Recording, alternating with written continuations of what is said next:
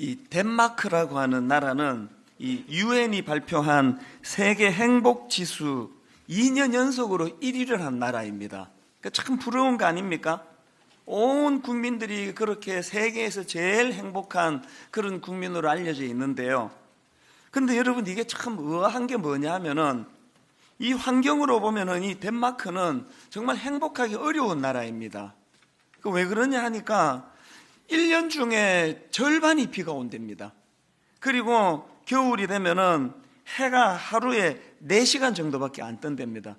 여러분 다 아시지 않습니까? 이렇게 우중충한 날씨가 계속되면은 그게 사람을 얼마나 처지게 만듭니까?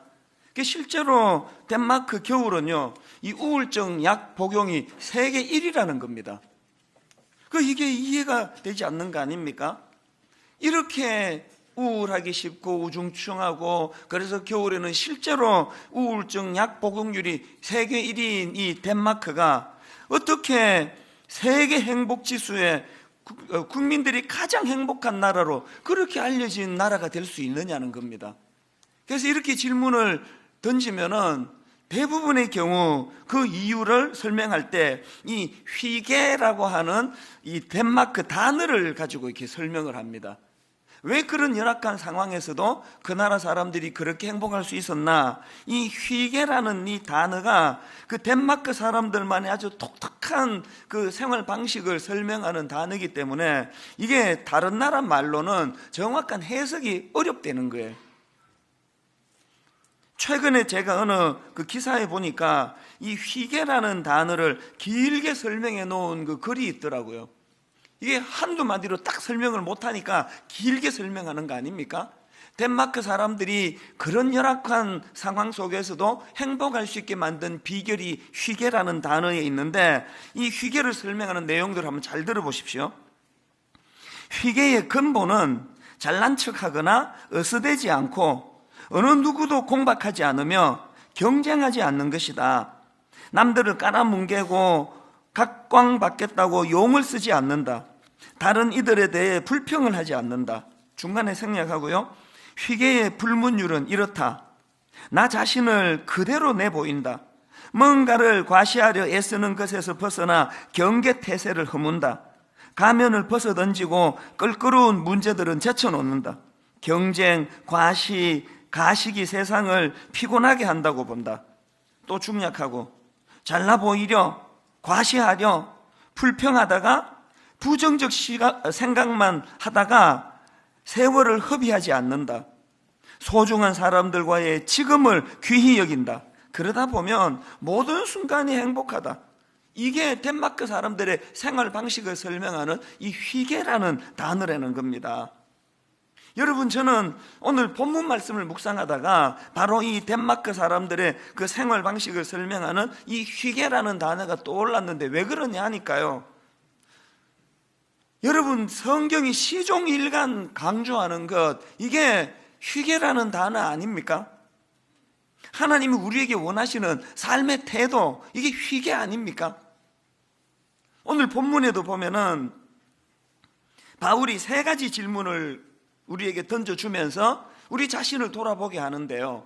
여러분, 지난주 살펴본 것처럼 우리 앞길에 2갈래 길이 있는데, 하나는 내 노력으로 나는 구원을 얻을 수 있다, 나는 내 노력으로 하나님의 의에 도달할 수 있다, 이렇게 생각하는 율법주의자의 길이 있고, 그런가 하면은 나는 그렇게 할 수 없는 인생이다, 자격을 잃었다, 그래서 전적으로 자격 없는 자에게 주시는 하나님의 십자가 은혜, 이 은혜를 믿음으로, 의지함으로 나는 구원받을 수 있다.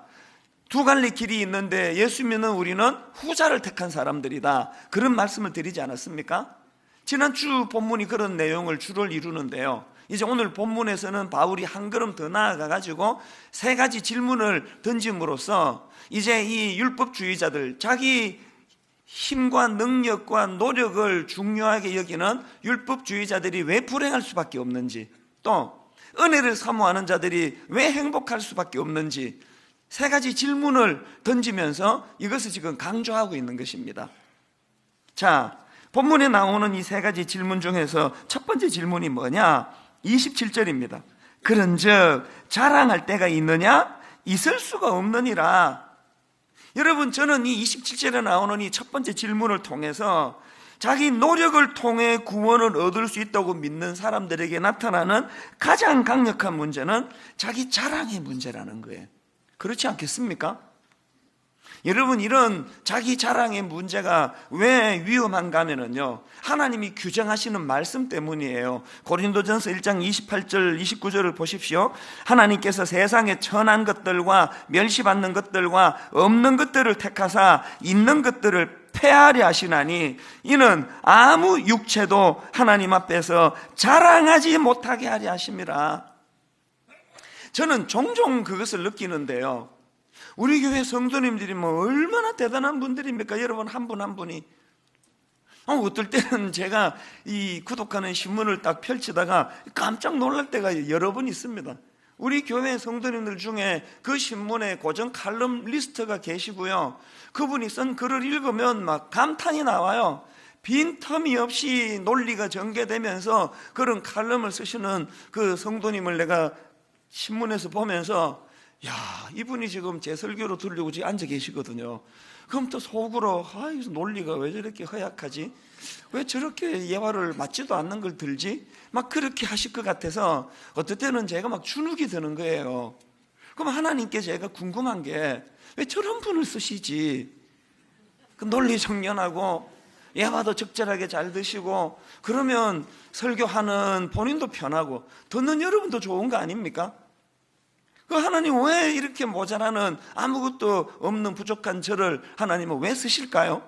정답이 고린도전서 1장 29절 아닙니까? 이는 아무 육체도 하나님 앞에서 자랑하지 못하게 하려 함이라. 그런가 하면은 에베소서 2장 8절 9절입니다. 너희는 그 은혜에 의하여 믿음으로 말미암아 구원을 받았으니 이것은 너희에게서 난 것이 아니요 하나님의 선물이라. 그 다음 보세요. 행위에서 난 것이 아니니 이는 누구든지 자랑하지 못하게 함이라. 근데 참 인간이 미련한 게요, 그래서 이렇게 부실한 사람을 뽑아놨는데 그 실력도 없으면서 이렇게 자꾸 자랑하는 이런 이 인간의 본능이 나오고 있는 거 아닙니까?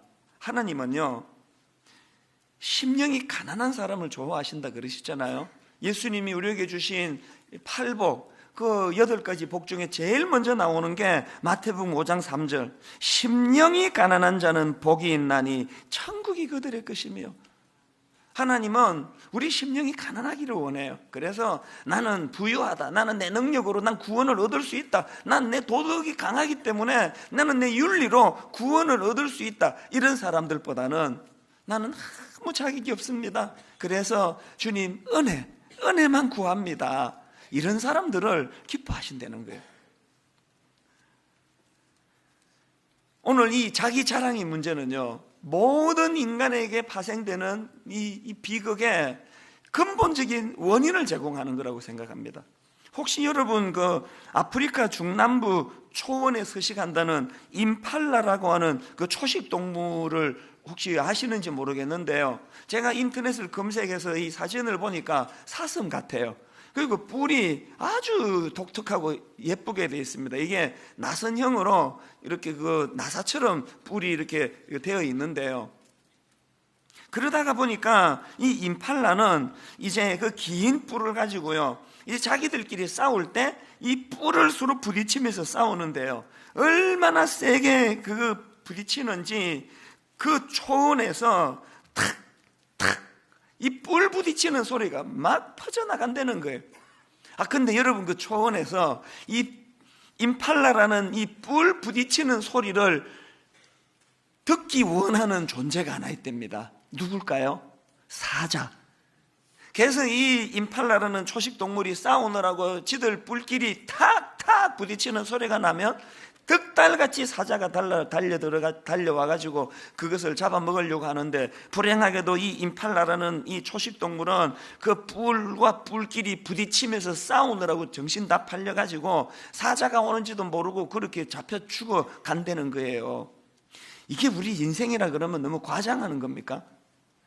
아무것도 아무것도 아닌 그 뿔 하나를 가지고 그거를 과시하고 그것 가지고 저 상대방의 뿔과 싸우고 부딪히면서 내 뿔이 더 멋있다고 자랑하면서 죽어가고 있는 이 임팔라 같은 인생이 이 땅에 얼마나 많으냐고요. 여러분, 이 땅에서 일어나고 있는 거의 대부분의 비극의 근본적인 뿌리는 하나님을 의지하는 마음 대신에 자기 자랑할 게 많은 거.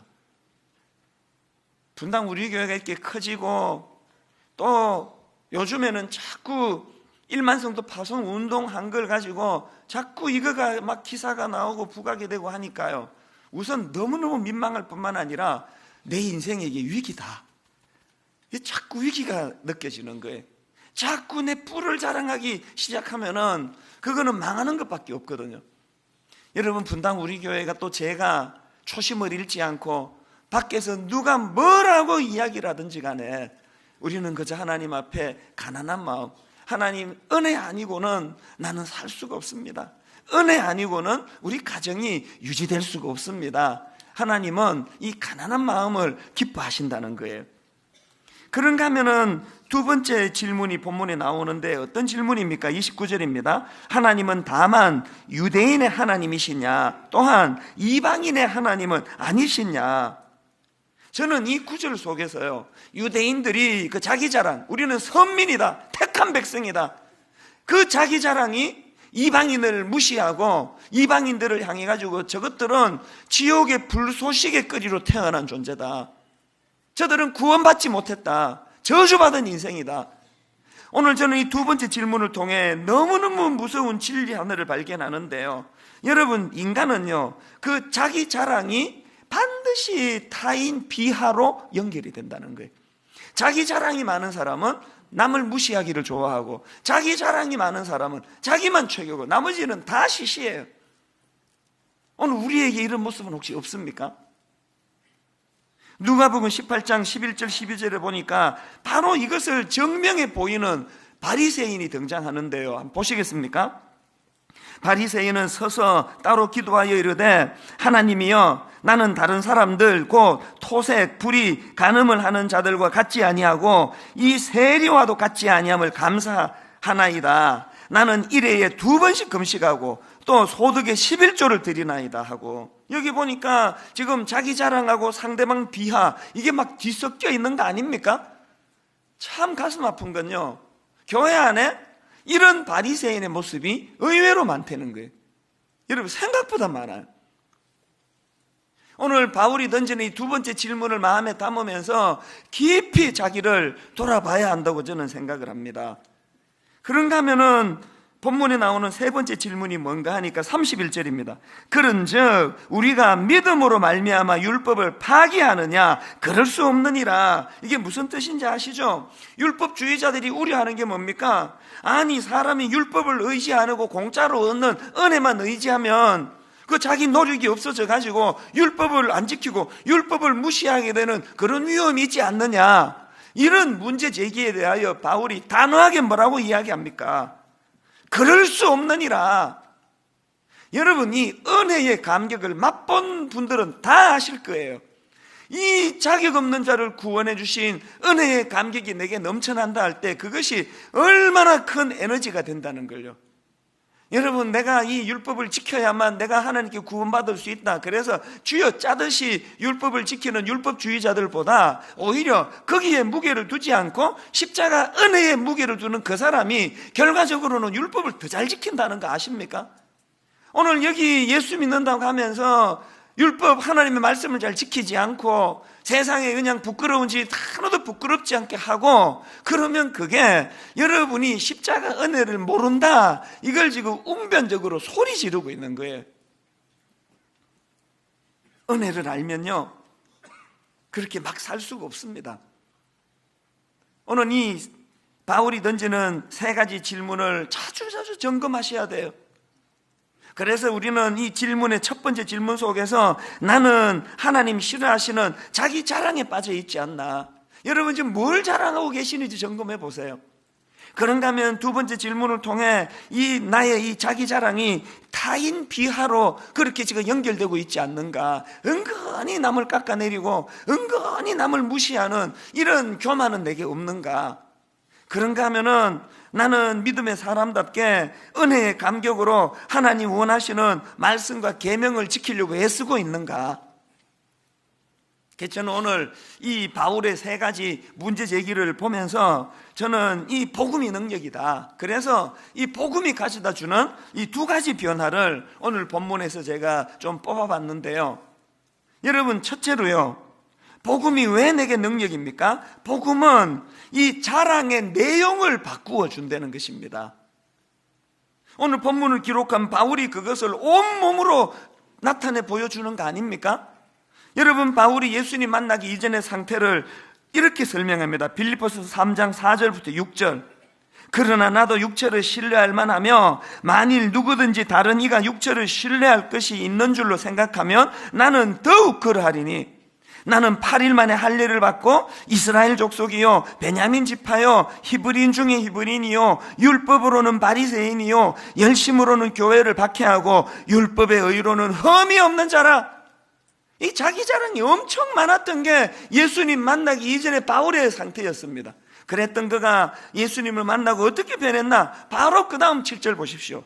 그러나 대반전에 그러나 무엇이든지 내게 유익하던 것을 내가 그리스도를 위하여 다 해로 여길 뿐더러, 주님 만나기 전에 그렇게 자랑하던 그 모든 것들이 아무 이게 쓰잘데기 없는 거라는 것을 알게 됐다는 거 아닙니까?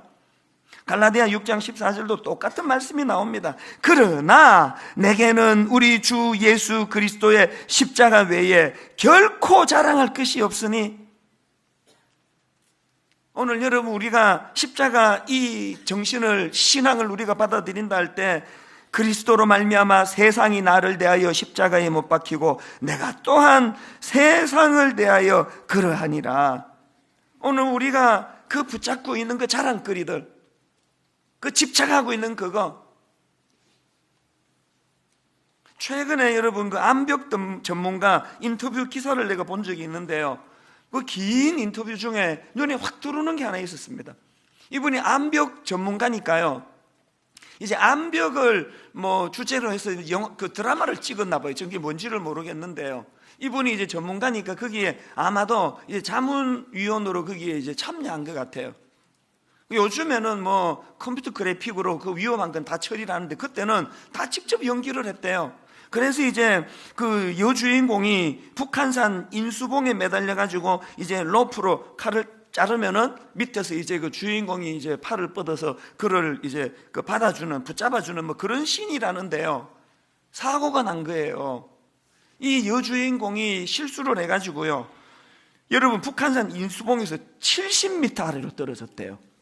70m 아래로 떨어졌으니 난리가 났을 거 아닙니까? 가보니까요, 그 여배우 다리가 부러지고 얼굴에 피가 흐르고 이마에 피가 흐르고 그냥 참사가 벌어졌어요. 그런데 이분이 잊을 수 없는 게 뭐냐? 그 여배우가 그 와중에 절규하듯이 부탁하는 게 뭔지 아십니까? 거울 좀 갖다 주세요. 거울. 이 여배우에게 다리가 부러지는 것보다 더 심각한 거는 망가지는 얼굴이에요. 내가 지금 얼굴이 이렇게 창피스럽게 돼가지고 주변 사람들이 자기 얼굴을 보고 비웃는 건 아닐까?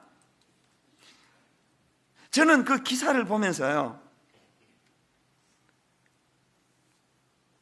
오늘 우리의 자랑의 내용이 전부 그런 거 아닙니까? 내가 가진 그 무엇? 내 외모? 내 실력?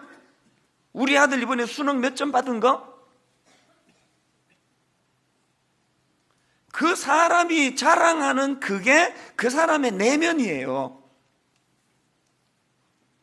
제가 고양이를 한 3주 키우면서부터 설교 시간에도 막 말하고 싶어 죽겠고, 그 손님 만나가지고 식당에서 대화해도요, 이거 밥 먹으면서 고양이 얘기밖에 안 해요.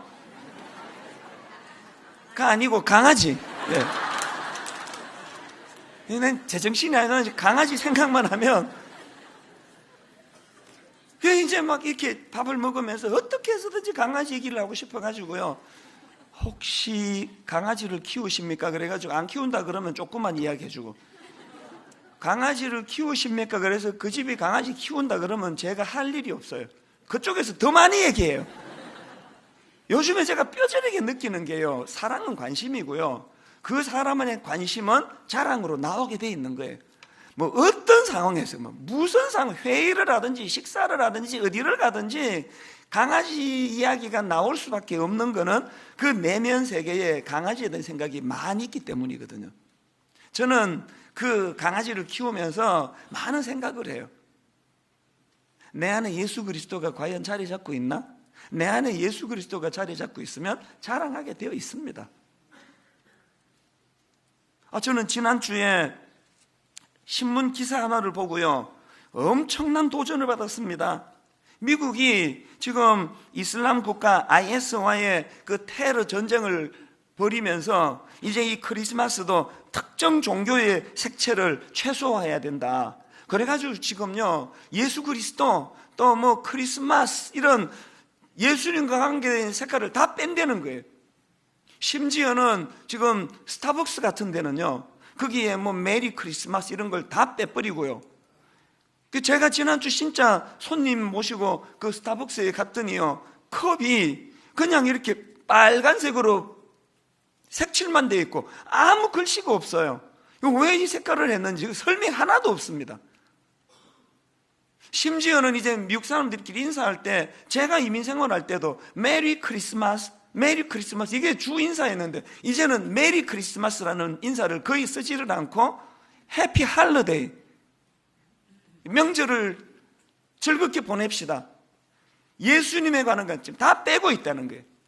심지어는요, 미국에 참 우리가 존경에 맞지 않는 그런 윌로우 크릭 교회 같은 대형 교회들이 지금 25일 날 성탄 예배를 안 드린 지가 지금 10년 가까이가 돼간대. 아니, 선언했대요. 우리 성탄 예배 안 드린다. 그럼 왜 선언했느냐는 내용을 보니까요, 사람들이 안 모인대요. 가슴 아픈 이야기 아닙니까? 지금 한국도 지금 부끄러운 게요, 1년 중에 크리스마스가 이 낯뜨거운 이야기인데 해도 될지 모르겠네요.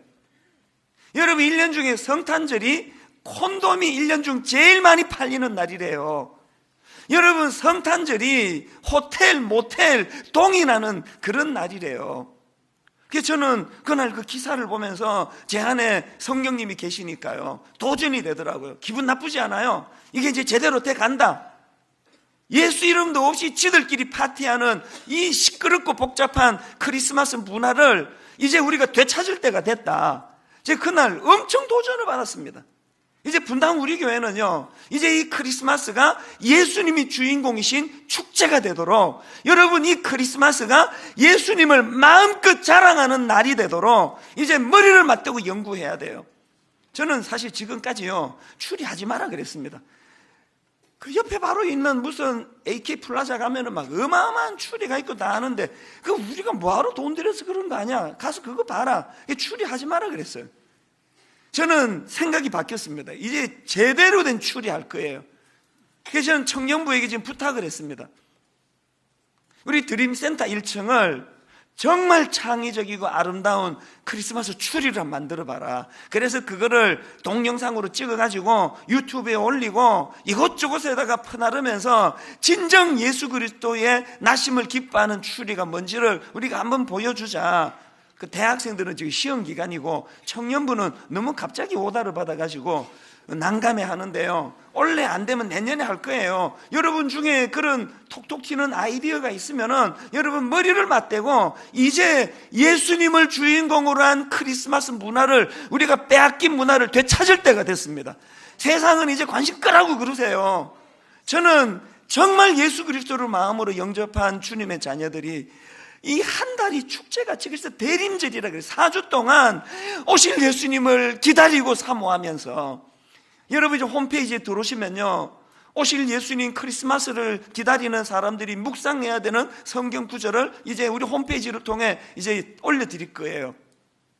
진짜 의미 있는 크리스마스 추리가 만들어지고, 더군다나 이제 25일 크리스마스 날 유아 세례를 이제 안 하기 때문에 이날 진정 문화가 있는 성탄 예배를 지금 준비하고 있습니다. 더군다나 올해부터 여러분 분당 우리 교회는 크리스마스 카드를 판매할 거예요.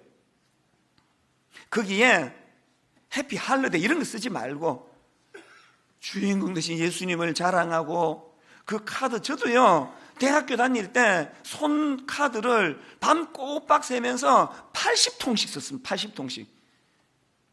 대부분 여학생에게 보내는 거긴 했지만 문화예요. 축제예요. 더 놀라운 거 하나 말씀드릴까요? 올해부터 여러분 분당 우리 교회 새벽송 부활합니다. 우리 어릴 때 여러분 그 신앙 없었지만 어른들 손을 붙잡고 새벽 3시, 4시에 새벽송을 부르면서 주님 나심을 찬양하면 하늘의 별똥별이 기억이 잊혀지지가 않아요. 지금은 이 다 없어져 버렸습니다. 그래서 제가 이걸 가지고 지난 한 주 내내 고민을 했거든요. 지금 새벽 4시에 새벽송 돌면은 민원 들어오고 막 경찰 오고 이럴 텐데 성령의 사람은 하나님이 지혜를 주세요.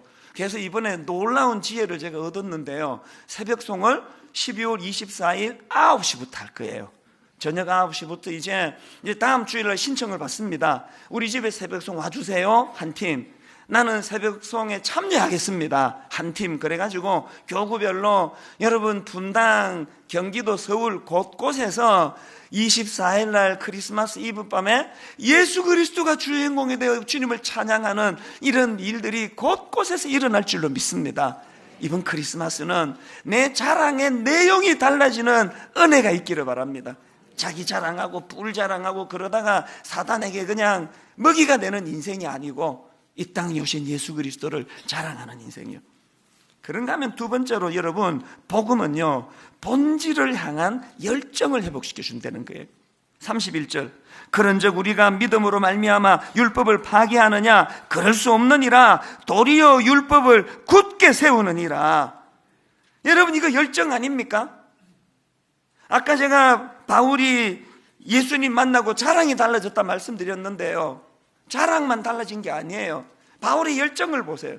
여러분 예수님 만나기 전에 바울은요 안목이 좁아가지고 그저 율법을 지키나 안 지키나, 율법 지키면 내 편, 율법 안 지키면 원수, 이런 시야가 좁아가지고 그렇게 사람 죽이러 다니고 그랬던 바울이 예수 그리스도를 만나고 안목이 넓어지니까 3차 여행을 통해 가지고 유럽, 아시아 곳곳을 복음을 전하는 열정, 가슴이 뜨거워진 거 아닙니까? 여러분 지금 이 로마서를 기록하고 있는 바울을 보십시오. 누구지 만난 적도 없는 로마에 있는 그리스도인들을 위하여 이 복음의 열정을 가지고 지금 편지를 쓰고 있는 바울의 열정을 보시라고요.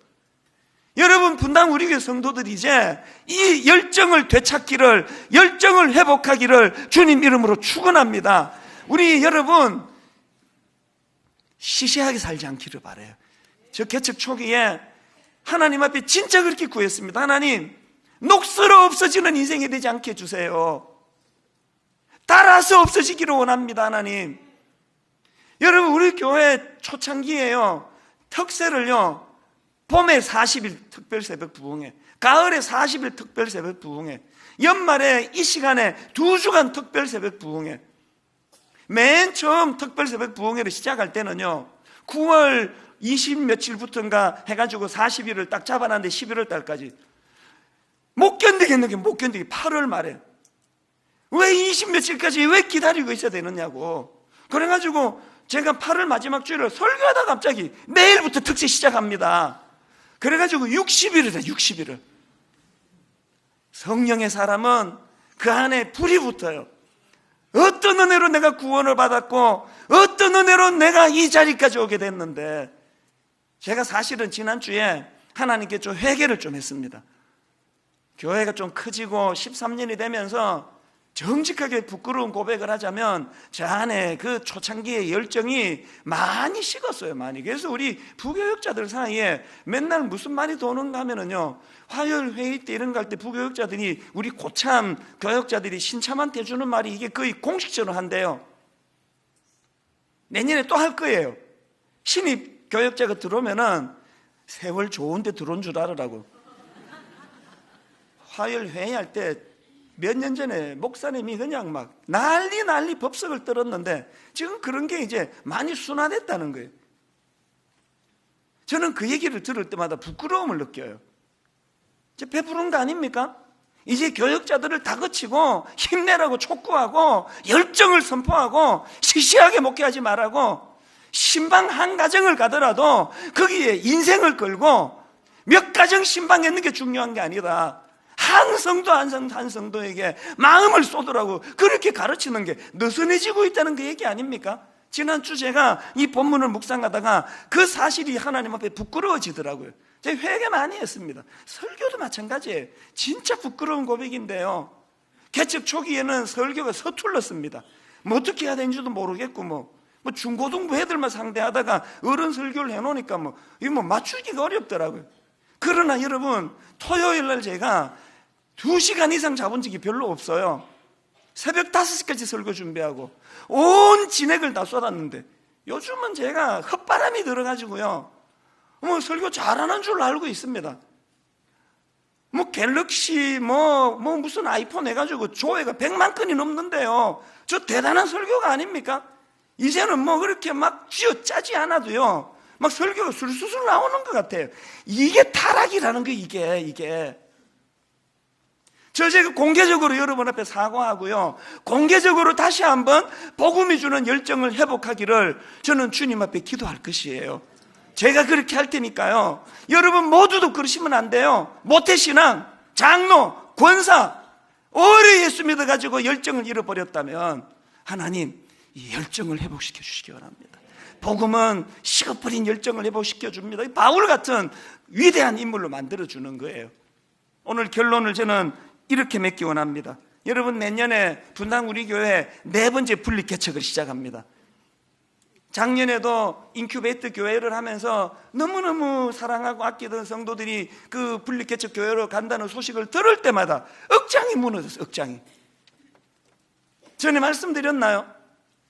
토요일 날 한 서너 시에 제가 설교 준비를 하는데 어떤 성도 부부가 오셔가지고, 목사님 우리가 분립개척교회 그 인큐베이터 교회로 가기로 했습니다. 그랬는데요, 억장이 무너져가지고요, 그날 오후에 더 이상 설교 준비를 못했습니다. 내 통장에 돈 빠져나가서 아까워서 그런 거 아니에요. 관계니까. 여러분, 그렇게 가슴이 아프고 마음이 무너지는 일이었다는 걸 경험했으면 원래 안 하면 될 거 아닙니까? 분립개척 왜 합니까? 왜 합니까? 정답은요, 하나님 나라는요, 담임 목사 기분 좋고 나쁘고가 아무 상관이 없다는 거예요. 내가 마음이 힘들어도 해야 되면 하는 거고, 내가 하기 싫어도 주님 원하면 하는 거고요. 4번째 분립 개척을 통해서 하나님께서 영광을 받으시고 또 건강한 한 교회가 태어날 줄 믿습니다. 올해 우리랑 찬양 사역을 같이 하며 수고한 우리 박광리 목사님이 이제 담임 목사님으로 내정이 됐습니다. 잘 준비된 종이에요. 많은 분들이 가서 주님의 교회를 잘 일구게 되시기를 바랍니다. 오늘 결론은요, 오늘 여러분 우리 찬양하시죠? 우리 하나님 앞에 이 찬양, 영광의 주님 찬양하세. 모든 영광, 능력, 찬송 예수님께. 여러분, 제가요, 이 찬양이 뭔지를 제가 이렇게 재정의를 해봤습니다. 찬양은요, 곡조 있는 하나님 자랑이에요. 찬양은요, 곡조 있는 하나님 자랑하는 게 찬양이에요. 그까지 여러분, 그 미물인 개 한 마리 키우는데도 마음이 거기에 쏠려가지고 만나는 사람마다 개 얘기를 하고 싶은데, 날 구원해 주신 예수 그리스도, 십자가 지신 주님을 어떻게 우리가 자랑하지 않겠습니까? 오늘 이 찬양 부르실 동안에 여기에 여러분의 영혼이 실려야 돼요.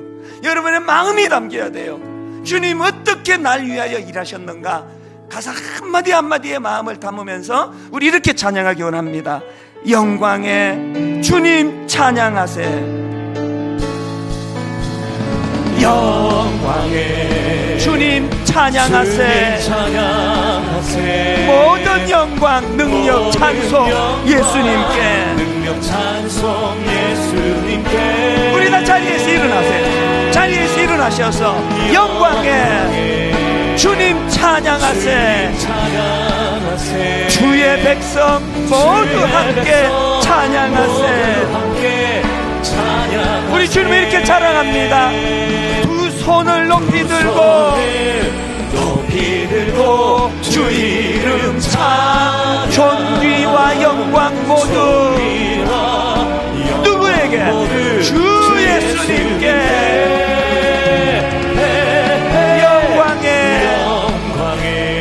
주님 찬양하세.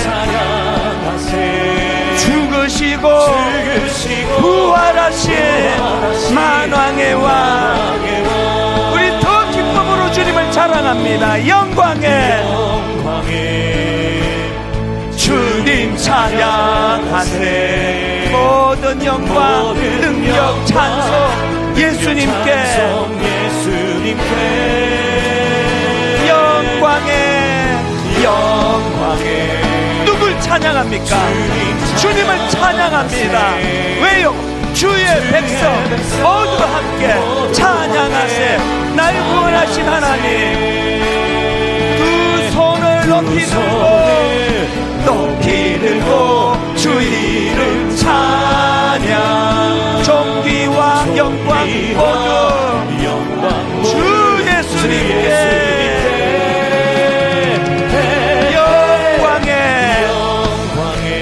주님 찬양하세. 죽으시고 부활하신 만왕의 왕, 죽으시고 부활하신 만왕의 왕, 죽으시고 부활하신 만왕의 왕. 같이 기도하시겠습니다. 살아계신 하나님, 하나님은 가난한 심령을 기뻐하신다고, 마음이 가난한 자를 기뻐하신다고, 자기 자랑에 빠져서 남을 비하하고 자기는 높이 올리고, 그래서 하나님 뒤에서 사자가 달려드는지도 모르고 미친듯이 뿔자랑하며 싸우다가 죽어가는 그 초라한 인생이 되지 않기를 원합니다.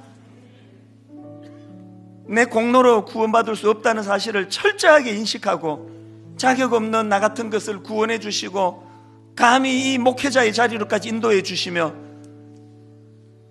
자격 없는 자를 들어 25년 지금까지 하나님 일하고 계신다면 어떻게 그 하나님을 자랑하지 않을 수 있겠습니까?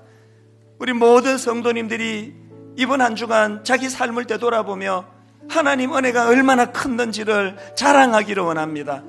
하나님, 이번 성탄절 날은 진정으로 주인공 되시는 예수님을 마음껏 자랑하는 날 되게 하여 주시옵소서.